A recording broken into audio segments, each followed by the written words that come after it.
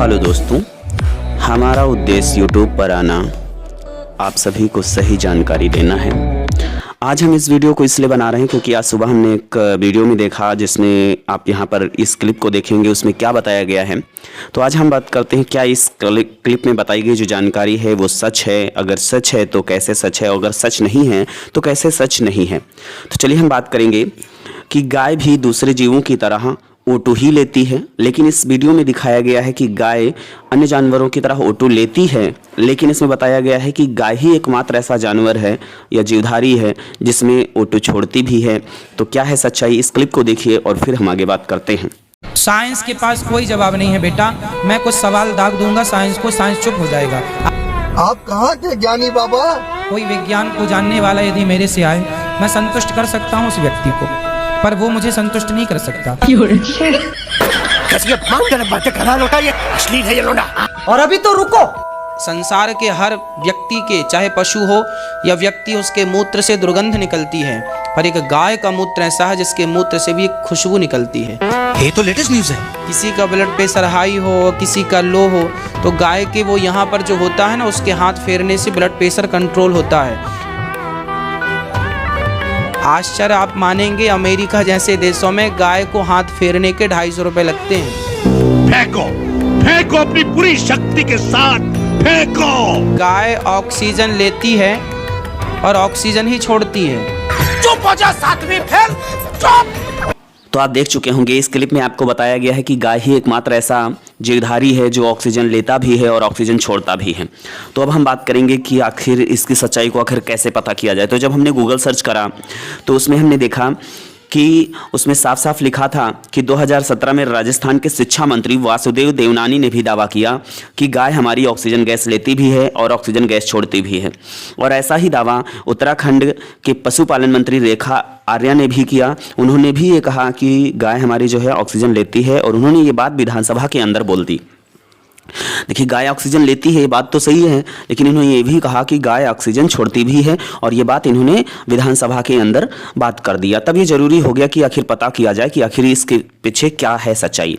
तो आज हम बात करेंगे, अगर हम बात करें कि आखिर वास्तव में क्या है, तो जितना भी हमारे जीवधारी होते हैं, जितना भी हमारे एनिमल्स होते हैं, प्लांट होते हैं, वो सभी रेस्पायरेशन में या श्वसन के दौरान ऑक्सीजन ही गैस ग्रहण करते हैं। लेकिन हम लोग देखते हैं, मोस्टली हम लोग सुनते हैं कि पेड़ पौधे कार्बन डाइऑक्साइड लेते हैं, लेकिन पेड़ पौधे हमारे कार्बन डाइऑक्साइड तो लेते हैं, बट वो रेस्पायरेशन में नहीं लेते, श्वसन में नहीं लेते। वो भोजन बनाने या प्रकाश संश्लेषण क्रिया के दौरान ही CO2 को ग्रहण करते हैं, और रेस्पायरेशन में वो लोग जो है ऑक्सीजन ही लेते हैं और कार्बन डाइऑक्साइड ही मुक्त करते हैं।